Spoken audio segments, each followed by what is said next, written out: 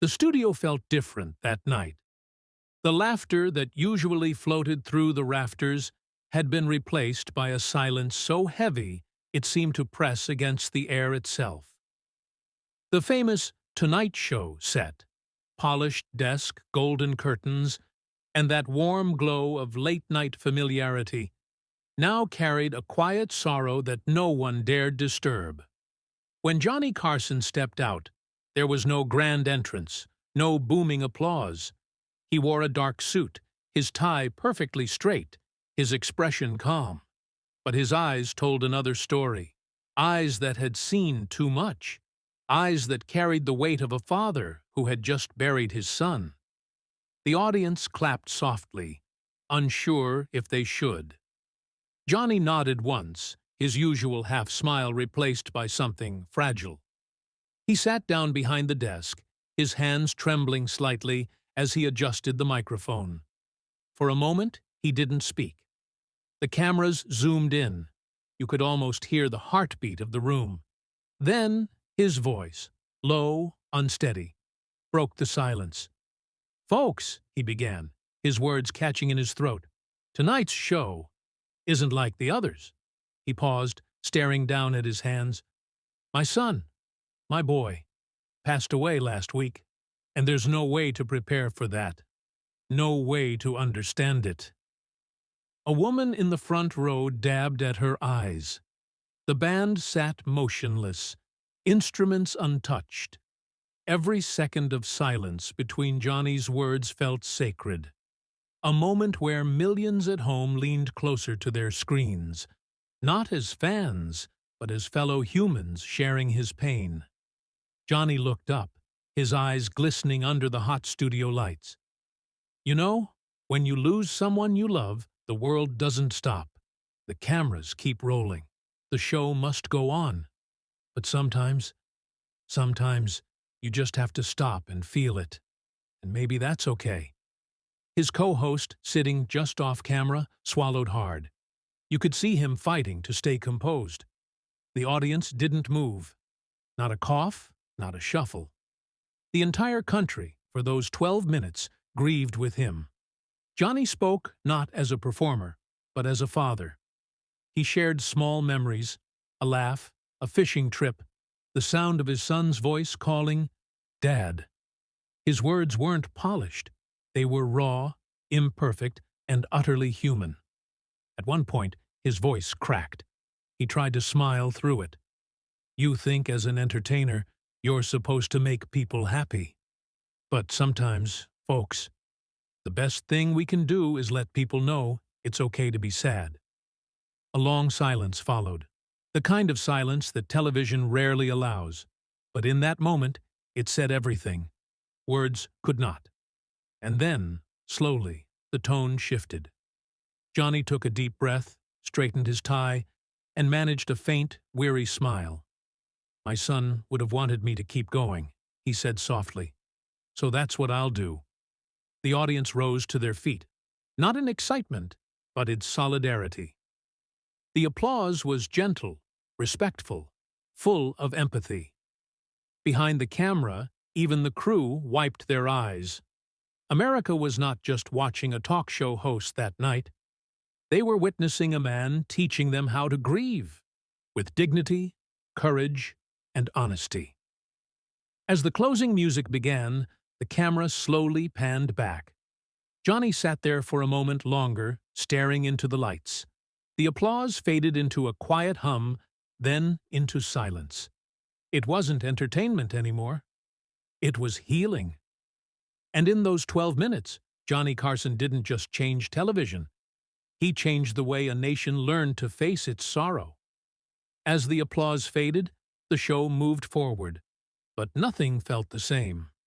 Johnny didn't reach for a joke, didn't cue the band, didn't force the rhythm of laughter that usually came so naturally.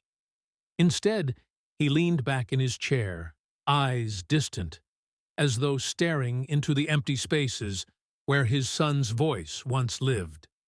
The camera light dimmed slightly, softer now, more forgiving. The crew knew. They all knew. This was no ordinary night. The teleprompter sat still.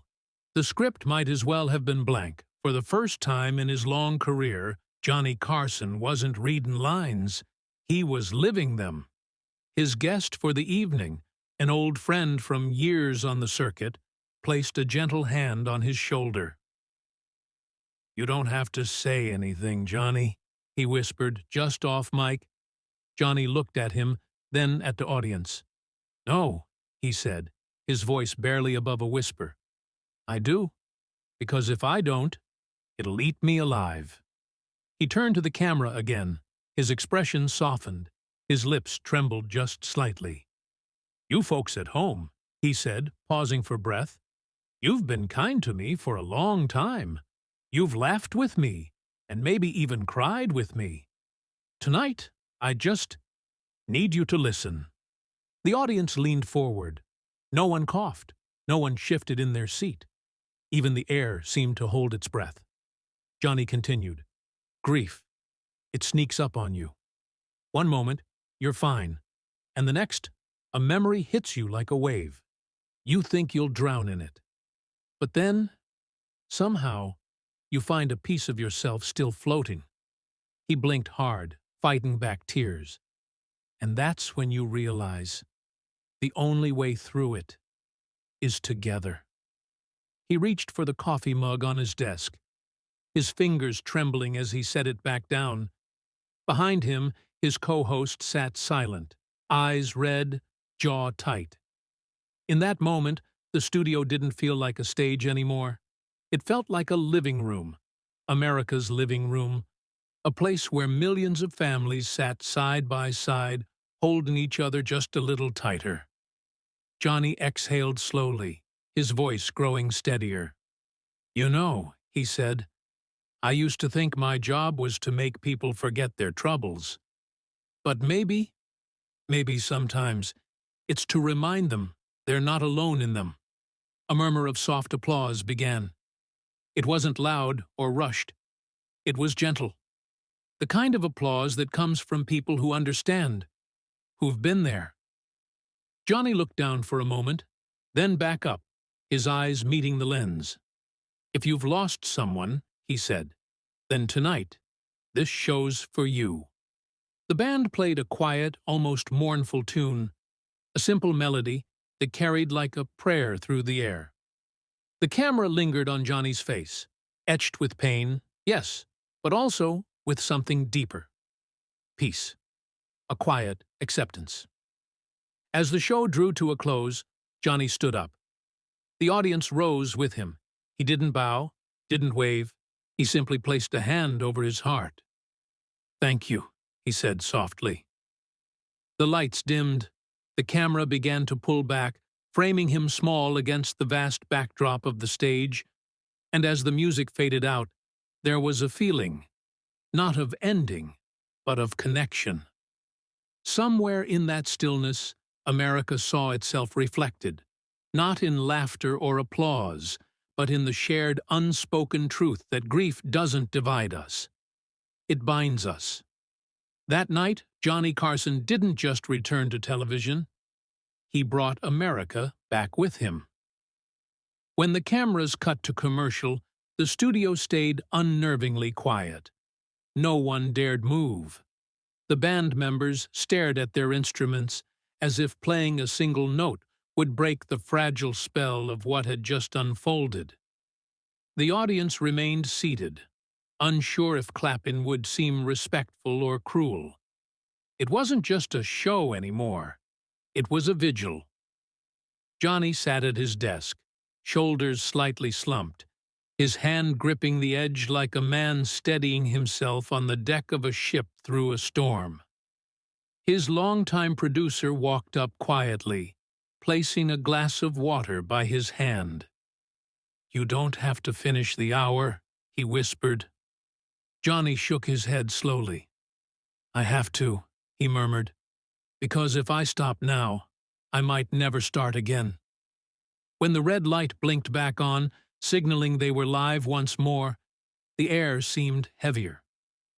Johnny took a deep breath and looked into the camera again. Not as a host this time, but as a man trying to hold himself together. "I've thought a lot about what it means to keep going," he said softly. "People say time heals, but I think it's not time that heals us. It's people. The ones who show up, the ones who stay." The camera zoomed in slightly, capturing the glint of tears at the corners of his eyes. Behind him, his co-host sat motionless, visibly moved, his hand covering his mouth. Johnny looked down for a moment, his fingers brushing the edge of the desk. "My son. He was full of life. He made me laugh. More than anyone ever has, and I thought I'd have more time."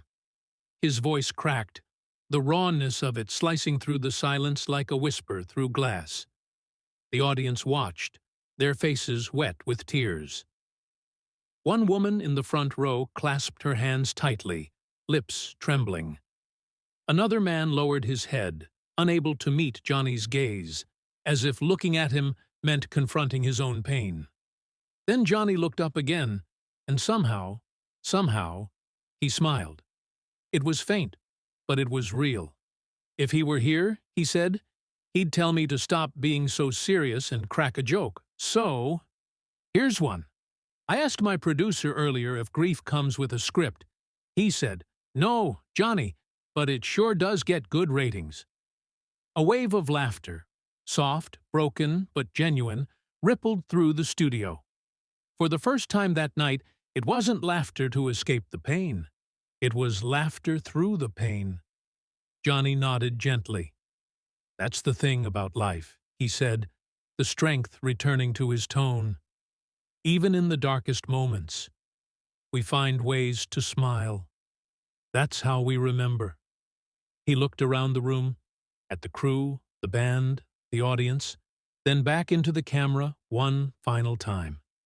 "Thank you," he whispered, "for listening, for letting me be more than a man behind a desk tonight, for letting me be a father." As the theme music swelled softly in the background, the camera began its slow pull away. The lights dimmed to a warm amber hue, casting long shadows across the set. Johnny remained seated, hands folded, eyes down, as though speaking a silent prayer to the empty chair beside him. The final image before the fade to black wasn't one of a talk show. It was of a man learning to live again after loss. And in that silence that followed, the kind that lingers long after the applause ends, America found something unexpected: permission to grieve, to feel, to heal. That night, the laughter didn't die on The Tonight Show. It simply learned how to coexist with tears. Subscribe to honor Johnny Carson's legacy. His strength, heart, and courage remind us that even in loss, love lives on forever.